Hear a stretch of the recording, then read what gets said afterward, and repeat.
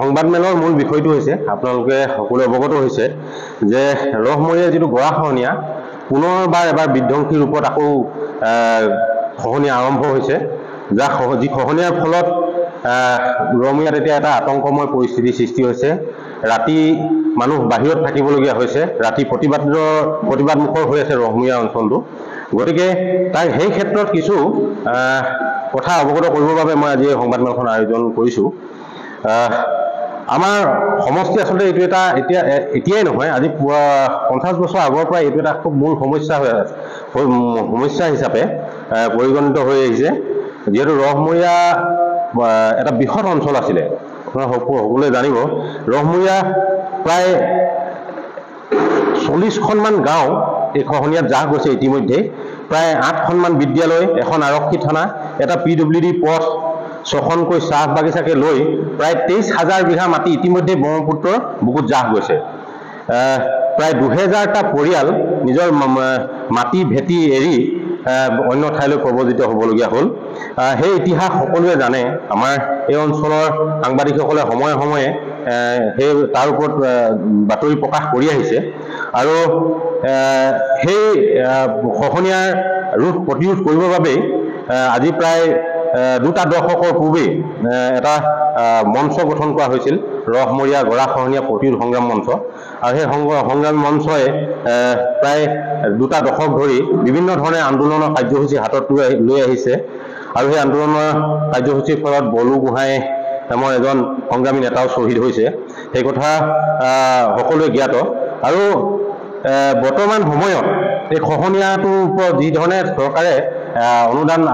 টকা আবণ্টন কৰিছিলে সেই টকাসমূহ কেনেধৰণে ব্যৱহাৰ হ'ল কেনেধৰণে খহনীয়াটো ৰোধ কৰাৰ কাৰণে কাৰ্যকৰী কৰিলে নে নকৰিলে সেই কথাখিনিক লৈ আজি কিছু কথা ক'বলগীয়া আছে প্ৰাণ প্ৰাচুৰ্যৰে ভৰা মানে ৰহমৰীয়াখন এখন খুব ৰসাল দীপাল এখন ঠাই আছিলে যিখন খাল গাঁও প্ৰায় 35খনমান গাঁৱৰ সমষ্টি সেই খাল গাঁৱৰ বিভিন্ন জাতি জনগোষ্ঠীয়ে এই খাল গাঁওখন ভৰি আছিল বৰচলা বিল য'ত এখন বৰচলা বিল খুব নামী ঐতিহাসিক বিল আছিলে তাত হাতী নমাই পানী ঘোলা কৰি মাছ ধৰা পৰম্পৰা আছিলে বিভিন্ন জাতি জনগোষ্ঠী একেলগ হৈ বিভিন্ন ধৰণৰ পৰম্পৰাগত এটা সাংস্কৃতিকভাৱেও খুব ধনী এখন ঠাই আছিলে ৰহমৰীয়া সেই ৰহমৰীয়া অঞ্চল যোৱা 72 চনৰ পৰাই গৰাখহনীয়া কবলত পৰিছে আৰু এই গৰাখহনীয়াৰ তাৰপিছতে 2008 চন মানত খুব ব্যাপক ৰূপত বানপানী হ'ল বানপানীৰ ফলত খুব বেছিকৈ গৰাখহনীয়া হ'বলৈ হ'ল আৰু এই সংগ্ৰামী মঞ্চই বিভিন্ন ধৰণে সংগ্ৰামী যাত্ৰা ৰহমৰীয়াৰ পৰা আৰম্ভ কৰিলে আৰু ৰহমৰীয়াবাসী ৰাইজে আজি 20টা দশক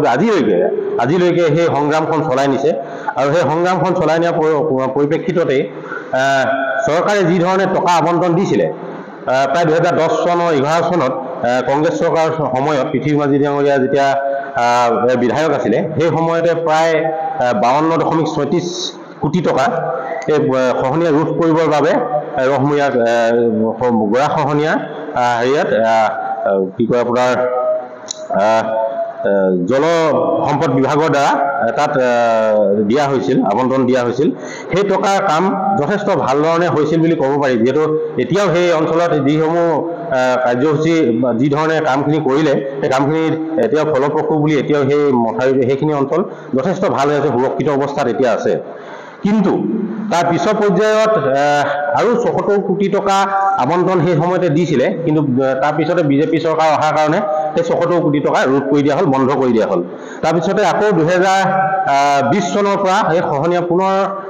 তীব্ৰ গতিত হ'বলৈ ধৰিলে ফলত সেই ৰাইজে আকৌ আন্দোলন তীব্ৰ গতিত কৰিবলৈ ধৰিলে ফলত সেই বিনোদ হাজৰিকা তেতিয়া বিধায়ক হিচাপে নিৰ্বাচিত হৈছিল লাহোৰ সমষ্টি আছিলে যিহেতু তেতিয়া চৰকাৰে SDRF ৰাজ্যিক দুৰ্যোগ ব্যৱস্থাপনা আঁচনিৰ অধীনত প্ৰায় 21 কোটি টকা আবণ্টন দিছিল আৰু সেই 21 কোটি টকা তিনিটা ভাগত ভাগ কৰি দিছিল আপোনাৰ এটা আছিল বৰতি চুক আৰু লিটিং ৰহমৰীয়া লাইন গাঁও আৰু লক্ষ্মণী বগৈতলীয়া গাঁও এই তিনিটা আঁচনিৰ অধীনত 7 কোটিকৈ টকা আবণ্টন জনাইছিল আৰু এই টকা যেতিয়াই দিয়া হৈছিল প্ৰায় 2021 চনৰ কথা 21 চনৰ ডিচেম্বৰ মাহত থাকে টকা আবণ্টন জনাইছিল তাৰপিছত বিনোদ হাজৰিকা যে সেই সময়ৰ MLA এতিয়া বৰ্তমানো MLA হৈ আছে তেখেত বিধায়ক হিচাপে তেখেতে যথেষ্ট তাত তেখেতৰ অগ্ৰণী ভূমিকা গ্ৰহণ কৰা আমি দেখিবলৈ পাইছিলোঁ তেখেতে গৈ অঞ্চলবাসীৰ মাজত কাম কেনেধৰণে কৰা হ'ব কেনেধৰণে কি কৰা হ'ব সেই সময়ৰ বান মন্ত্ৰী পীযুষ হাজৰিকা ডাঙৰীয়াও সেই অঞ্চললৈ আহিছিলে প্ৰতিবাদৰ পিছত আৰু তেখেতে 21 কোটি টকা প্ৰায় 21 কোটি টকা তাৰ কাৰণে SDRFৰ যোগেদি এই কামসমূহ কৰিবৰ বাবে আমন্ত্ৰণ জনাইছিল আৰু তাৰ পিছতেই দেখিবলৈ পোৱা গ'ল সেই 21 কোটি টকাৰ কামত বিভিন্ন ধৰণে বিজেপি বিধায়কৰ নেতা পালি নেতা আৰু তাৰে কিছুমান সংগ্ৰাম মঞ্চৰ ব্যক্তি জড়িত হৈ এই কামসমূহ যিজন ঠিকাদাৰক আবণ্টন দিছিল এই কামটো প্ৰদীপ আগৰৱালা দেৱৰ নেতৃত্বত সেই কামটো তেতিয়া 21 চনৰ পৰা যেতিয়া আৰম্ভ হ'ল তাৰপিছতে তাৰে বহুতো সৰু সৰু সাব কণ্ট্ৰেক্টৰ ওলালে সেই সাব কণ্ট্ৰেক্টৰবোৰ বিজেপি নেতা পালি নেতাকে লৈ তাৰে বহু স্থানীয় যুৱকো তাতে জড়িত হৈ পৰিল আৰু তাৰপিছতে সেই সময়ত সেই কামটো তেনেধৰণে আগবঢ়াই গ'ল আৰু সাব কণ্ট্ৰেক্টৰবিলাকে খুব ভালকৈ কামটো নকৰিলে আৰু সেই চোৱা চিতাৰো দায়িত্ব দি আছিল চোৱা চিতাৰ কামসমূহ ভালদৰে নকৰিলে আৰু পীযুষ হাজৰিকাই যি ধৰণে কামটো অহাৰ সময়ত বা টকা আবণ্টন দিয়াৰ সময়ত তেখেতে যি ধৰণে চোৱা চিতা কৰিছিল সেই অঞ্চলত ভুমুকি মাৰিছিল তাৰ পিছৰ পৰ্যায়ত তেখেতে কি ধৰণে বুজাবুজি হ'ল কি ধৰণৰ বুজাবুজি সেই ঠিকাদাৰৰ লগত হ'ল আমি নাজানো কিন্তু তাৰ পাছতে ঠিকাদাৰজনো সেই অঞ্চললৈ নোযোৱা হ'ল তাৰপিছতে বিধায়কজনো সেই অঞ্চললৈ নোযোৱা হ'ল সম্পূৰ্ণ কাম সাব কণ্ট্ৰেক্টৰৰ ওপৰত এৰি দিয়া হ'ল যাৰ ফলত সেই বিভিন্ন ধৰণৰ দুৰ্নীতি কৰিলে আৰু ঠিকাদাৰসকলে সেই অঞ্চলত স্থানীয় ৰাইজে ঠিকাদাৰজনক বিচাৰি তাত প্ৰতিবাদ আকৌ আৰম্ভ কৰিলে কিন্তু সেই ঠিকাদাৰজন আজি পৰ্যন্ত নাহিল আৰু তাত থকা যিসকল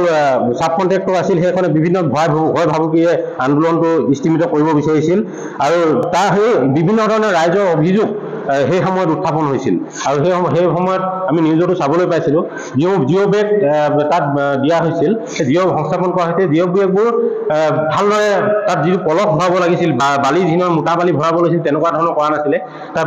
মাটি থকা বালি বা ধূলি মাটি বিভিন্ন ধৰণৰ কেৱল অকলে মাটিকে ভৰাই বাৰু জিঅ' বেগবোৰত অকল জিঅ' বেগ ভৰাই বিভিন্ন ধৰণে দুৰ্নীতি কৰি বিভিন্ন ধৰণে মানে সেই বেগবোৰ কামবোৰ সম্পাদন কৰিছিলে ভিডিঅ'বোৰ আমি চাবলৈ পাইছিলোঁ সেই সময়ত আমি এই কথাবোৰ সেই সময়ত কিন্তু বিজেপি বিধায়কজনে চকুমুদা খুলি ভাও জুৰিলে নহ'লে এজন সমষ্টি নথকা বিধায়ক পীযুষ হাজৰিকা তেখেতৰ তত্ত্বচায়াত অকলে এই বুলি নহয় মই দেখিছোঁ যিবোৰ কাম কৰা যিটো তেখেতে প্ৰচাৰ কৰি থাকে আমি ৰাস্তা পদূলি বনাই শেষ কৰি দিলোঁ আমাৰ ইয়াত কোনো বিৰোধী নাই কোনো সমস্যা নাই সেই ভণ্ডামি মই বিধায়কজনক ক'ব বিচাৰোঁ এতিয়াও প্ৰত্যেকটো পঞ্চায়তত 15-20টাকৈ ৰাস্তা নবনোৱাকৈ আছে মই তেখেতে যদি দেখা নাই আমি দেখুৱাই দিম 15-20টাকৈ ৰাস্তা এতিয়াও কেঁচা ৰাস্তা আছে প্ৰত্যেকটো পঞ্চায়তত ইয়াৰ যিটো সমস্যা আজি যিটো আপোনাৰ লাহোৱাল স্বাস্থ্য কেন্দ্ৰ আছে যিটো স্বাস্থ্য কেন্দ্ৰৰ কি অৱস্থা তেখেতে কেতিয়াবা আহি চাইছেনে প্ৰসূতি মৃত্যুৰ হাৰ আটাইতকৈ বেছি প্ৰসূতি মৃত্যুৰ হাৰ তাত কাৰেণ্টৰ বিজুলী বাতিৰ অৱস্থা বেয়া চিকিৎসক নাথাকে যে আপুনি এতিয়া এইটো অঞ্চলৰ যিটো মোহনবাৰী এলেকা যিটো মদাৰখাট LCB মদাৰখাট যিটো এৰিয়া পৰে মদাৰখাটৰ শাখা যিটো হেৰি আছে বিদ্যুৎ বিভাগ আছে তাত প্ৰায় সময়তে অকণমান বতাহ এজাক মাৰিলে বিজুলী নাইকিয়া হয় ৰাইজে আজি এতিয়া নহয় প্ৰায় আজিলৈকে মানে যেতিয়াৰ পৰা ইয়াত কানেকশ্যন দিছে তেতিয়াৰ পৰা বিভিন্ন ধৰণে ৰাইজে ভোগ কৰিবলগীয়া হৈছে দুৰ্ভোগত ভুগিছে আৰু ৰাইজে ৰাতি উঠি গৈ বিদ্যুৎ বিভাগৰ কাৰ্যালয়ত ঘেৰাও দিবলগীয়া হৈছে তেনেকুৱা ধৰণৰ পৰিস্থিতি এতিয়া চলি আছে কেৱল অকলে কেইটামান নিম্নতম কাম কৰি সমষ্টিটোৰ মাজত মই বৰ সমাজকৰ্মী বা এজন বিধায়ক হিচাপে যি পৰিচয় দাঙি ধৰিব বিচাৰিছে এইবোৰ আচলতে ফুটুকাৰ ফেন আচলতে ইয়াত বিৰোধী যিটো শিবিৰ আছে বহুতো মানুহ এতিয়া ধৰ নিজৰ সমস্যাৰ বাবে ৰাইজৰ যিটো অৱস্থা চৰকাৰে কৰিলে বিভিন্ন জনতাৰ যি অৱস্থা যিটো সময় আহি পৰিছে দুৰ্দশা আহি পৰিছে ৰাইজে আচলতে এইবোৰ সমস্যাত মাতিব পৰা অৱস্থা নোহোৱা হৈছে মানুহবোৰ আচলতে নিজৰ জীৱন সংগ্ৰামত ব্যস্ত হৈছে সেই সুযোগ লৈ আচলতে ইয়াত বিভিন্ন ধৰণে দুৰ্নীতি কৰি সমষ্টিটো গুৰ কাষে মানে ভোগ কৰি একাংশসকলে খাই আছে লাহোৱালত সমাজকৰ্মী নামত কেৱল ব্যৱসায় চলিছে সমাজকৰ্মী নামত ইয়াত কেৱল অকলে নিজৰ যিবোৰ নিজৰ সুবিধা নিজৰ আপোনাৰ নিজৰ যিটো ইচ্ছা নিজৰ হেৰিবিলাক পূৰণ কৰিছে আৰু বেলেগ একো হোৱা নাই। সমষ্টি থকা লাহোৱাল সমষ্টিটো তেখেতে এৰি দিলে। লাহোৱাল সমষ্টিটো আমাৰ মাজৰ পৰা হেৰাই গ'ল। ৰহমৰীয়া যেনেকৈ এতিয়া হেৰাই যোৱাৰ উপক্ৰম হ'ল, লাহোৱালো সেইধৰণে ডিলিমিটেশ্যনৰ সময়ত তেখেতে এৰি দিলে। সমষ্টিটো তেখেতে ৰক্ষা কৰিব নোৱাৰিলে। সেই সময়ত আমাৰ লাহোৱাল অঞ্চলৰ দল সংগঠনকে লৈ আমি যথেষ্ট আন্দোলনৰ এটা পৰিৱেশ সৃষ্টি কৰিছিলোঁ। সেই আন্দোলনৰ ফলত লাহোৱালৰ নামটো চাবুৱাৰ পিছত থাকি গ'ল। তেখেত আচলতে এতিয়া এজন সমষ্টি নথকা বিধায়ক, যিজনে তেখেতে নিজেই লজ্জিত হৈ নিজৰ বিধায়ক পদ ত্যাগ কৰিব লাগে। তেখেতে নিজৰ সমষ্টিটো ৰক্ষা কৰিব নোৱাৰিলে। সেইজন বিধায়কে কি ধৰণে নিজৰ সমষ্টিটোক সুৰক্ষা দিব, কি ধৰণে ৰহমৰীয়াৰ গৰাখহনীয়া অঞ্চল সুৰক্ষিত দিব। কেৱল লুণ্ঠন আৰু লুণ্ঠন, যি লুণ্ঠনক কেৱল তেখেতৰ কিছুমান সৰু সুৰা কাৰ্য, যিবোৰ নিম্নতম কাম, যেনেধৰণে এখন চৰকাৰৰ নিম্নতম কাম যে এটা ৰাস্তা পদূলি বনোৱা, ক'ৰবাত বিল্ডিং বনোৱা, সেইবোৰ নিম্নতম কাম। যিহেতু ৰাইজৰ পৰা টকা ৰাজহ সংগ্ৰহ কৰিছে, তেখেতলোকে উন্নয়নমূলক কাম কৰিবই লাগিব। সেই উন্নয়নমূলক কাম কৰি তেখেতে বাহ ল'ব বিচাৰে, কিন্তু যিবোৰ মূল আমাৰ সমস্যা, লাহোৱালৰ যিবোৰ মূল সমস্যা, সেই সমস্যাবোৰ এতিয়াও সমাধান হোৱা নাই। গতিকে মই এই মঞ্চৰ পৰা মই আজি আহ্বান জনাইছোঁ, আৰু মই এই ন্যায়িক তদন্তৰ বাবে এই যি তেখেতৰ কাৰ্যকলাপ, যি 45 কোটি টকাৰ যি কেলেংকাৰী হ'ল, এই কেলেংকাৰীৰ ওপৰত তদন্ত কৰিব লাগে বুলি মই অনুৰোধ জনাইছোঁ। আৰু যদি বিধায়ক বিনোদ হাজৰিকা তাত দোষী নহয়, তেতিয়াহ'লে তেখেতে এই তদন্তত সহায় সহযোগ কৰিব বুলি মই আশা কৰিছোঁ। আৰু এই তদন্তৰ বাবে আমি জিলা পৰ্যায়ত ন্যায়িক তদন্তৰ বাবে জিলা প্ৰশাসনক আমি দাবী জনাম। আৰু পৰৱৰ্তী পৰ্যায়ত আৰু দুটামান বিষয় আমি আন্দোলনৰ সময়ত এতিয়াও আমি যিহেতু সেই সময়ত সমষ্টিটো ৰক্ষাৰ বাবে আমি আন্দোলন কৰিছিলোঁ, লাহোৱালৰ কেইবাজনো দল সংগঠনৰ বিষয়ববীয়া নেতাৰ ওপৰত ভুৱা কেছ লগাই, আজি যি কেছ 2-3খনকৈ কেছ এজন ল'ৰাৰ ওপৰত লগাই দিছে। গতিকে সেই কেছবোৰ এতিয়াও আমি কোৰ্টলৈ দৌৰা-দৌৰি কৰি আছোঁ। সেই সময়ত পুলিচ বিষয়াক বিধায়ক বিনোদ হাজৰিকাই বিভিন্ন ধৰণে প্ৰেছাৰ দি ভুৱা কেছ লগাই আমাক আন্দোলনটো স্থিমিত কৰিবৰ বাবে আমাক জোৰ কৰিছিল। আৰু সেই কেছসমূহৰ বাবেই তেখেতে আচলতে লাহোৱালৰ নামটো আমি আজি এই চাবুৱাৰ লগত সংলগ্ন হৈ এটা সমষ্টিটো ৰাখিবলৈ আমি সক্ষম হৈছোঁ। আৰু সেই কথা বিনোদ হাজৰিকাই অকপটে স্বীকাৰ কৰিব লাগে। আৰু লাহোৱালবাসীৰ আগত এই ৰহমৰীয়া গৰাখহনীয়া কিহৰ কাৰণে তেখেতে ৰোধ কৰিব নোৱাৰিলে, সেই কথা স্পষ্ট কৰিব লাগে। বিচাৰোঁ যে এই যি দুৰ্নীতি হ'ল, এই দুৰ্নীতি একমাত্ৰ নেতৃত্ব ল'লে বিধায়ক বিনোদ হাজৰিকাই। তেখেতে যিধৰণে তদন্ত কৰিব লাগিছিল, চোৱা চিতা কৰিব লাগিছিল, সেইধৰণে চোৱা চিতা নকৰিলে, যাৰ ফলত পুনৰ এতিয়া বিধ্বংসী খহনীয়াই অঞ্চলটো ভিতৰলৈ সোমাই গৈ আছে। বগৈতলীয়া, সেইদিনা মই গৈ আহিছিলোঁ, বগৈতলীয়া অঞ্চলটো যথেষ্ট খান্দি লৈ গৈছে, আৰু পানীৰ কোবত যিবোৰ জিঅ' বেগ আছিল, জিঅ' বেগো খান্দি ওলাই পানী বেগো গৈ আছে। গতিকে তেনেকুৱা ধৰণৰ দুৰ্নীতি, তেনেকুৱা ধৰণৰ অপকৰ্ম, যি টকা সেই অঞ্চলটোৰ গৰাখহনীয়া ৰোধ ৰাইজৰ বাবে আবণ্টন দিছিল, সেই টকা লুটি পুটি যিদৰে খালে, যিহত চাব কণ্ট্ৰেক্টৰ আছিল, বিজেপি নেতা পালি নেতাসমূহে যিধৰণে গাড়ী বঙলা কৰি নিজৰ সম্পত্তি গঢ় দিলে, সেনেকুৱা ধৰণৰ এটা পৰ্যায় এই বিনোদ হাজৰিকাৰ সময়খিনিত, তেখেতৰ বিধায়কৰ সময়খিনিত এনেকুৱা ধৰণৰ ঘটনা ঘটিল, যাৰ ওপৰত আচলতে মই ভাবোঁ তদন্ত কৰিব লাগে। আৰু এনেধৰণে যদি এৰি দিয়া হয়, তেতিয়াহ'লে এইসকল বিধায়কৰ কাৰণে ব্ৰহ্মপুত্ৰৰ যি ৰহমৰীয়া বগৈতলীয়া যি খহনীয়া, এয়া এটা সোণৰ কণী পৰা হাঁহলে ৰূপান্তৰিত হৈছে। পুনৰ আকৌ পুঁজি আবণ্টন দিব, সেই পুঁজি আকৌ পুনৰ সেই নেতা পালি নেতাসকলে গোটেইসকলে সোমাই মেলি সেইপৰি বিভিন্ন দুৰ্নীতি কৰি, লুণ্ঠন কৰি, সেই লুণ্ঠন গোটেই সমস্ত টকা আত্মসাৎ কৰিব ভৱিষ্যত দিনত। আৰু যিসমূহ জিঅ' বেগ ইতিমধ্যে কাম কৰিলে, এইটো বৰতি চুক আৰু লিটিঙৰ যিখিনি ঠাই কৰিলে, সেইখিনি ঠাইতো যথেষ্ট কাম বেয়া দুৰ্নীতি হৈছে। সেই সময়ত আমি তেখেতলোকে যি ধৰণে সেই ওচৰৰ মানুহে অভিযোগ কৰিছে অভিযোগসমূহ আমাৰ লগত আছে বিভিন্ন ধৰণে সিহঁতে বেগবোৰ চিলাই নকৰাকৈ পেলাই দিয়ে শুকানকৈ পলসৰ ওপৰতে পেলাই দিয়ে মানে বিভিন্ন ধৰণৰ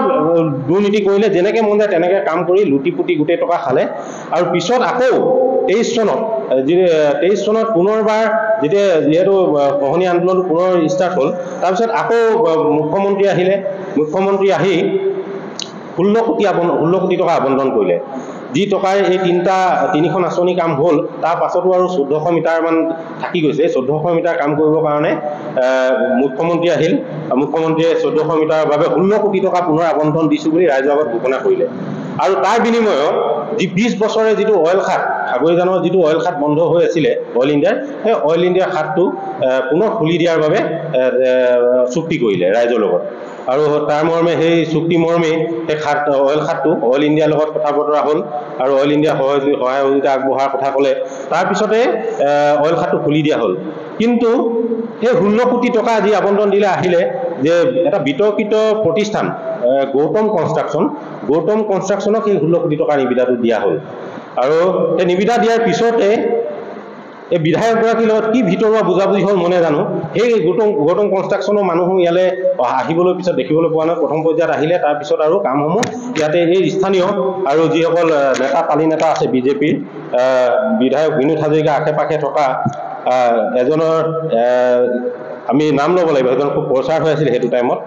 বিজেপি নেতা লিখন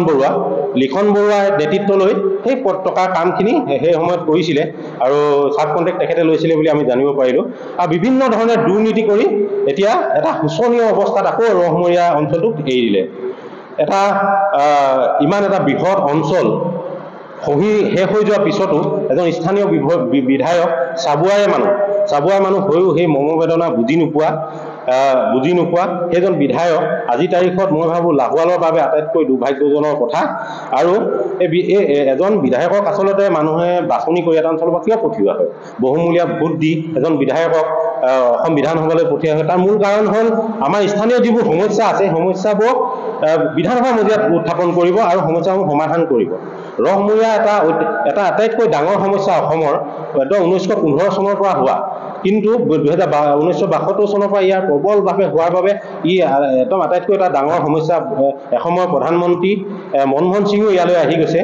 আৰু তাৰপিছতে সেই 130 কোটি টকা ইয়াত আবণ্টন জনাইছিল যাৰ কাম কেৱল সেই সময়ত কেৱল 52 কোটি 36 লাখ টকা আবণ্টনত যি কাম হ'ল সেইখিনি কাম ভালকৈ হ'ল বুলি আমি চাব পাৰোঁ এতিয়াও আছে মই যথেষ্ট সেইখিনি অঞ্চল এতিয়া সুৰক্ষিত হৈ আছে কিন্তু তাৰ পৰৱৰ্তী পৰ্যায়ত 78 কোটি টকা বিজেপি চৰকাৰে ৰখাই দিলে আৰু সেই টকাটো নিদিলে ৰোধ হৈ গ'ল বুলি ভাবিলে যিহেতু পশুপাইনৰ কামো গোটেই অঞ্চলটোত কৰি দিয়া হৈছিলে সেই টকাৰে গতিকে তেতিয়া কথাটো যিহেতু স্থিমিত হৈছিল পুনৰ হোৱাৰ বাবে এই যি টকা আবণ্টন জনালে এই টকা বিধায়কৰ নেতৃত্বত লুণ্ঠন আৰু কেৱল লুণ্ঠন হ'ল যাৰ ফলশ্ৰুতিত এতিয়া ৰহমূৰীয়া মানুহ পুনৰ ভুক্তভোগী হ'বলগীয়া হৈছে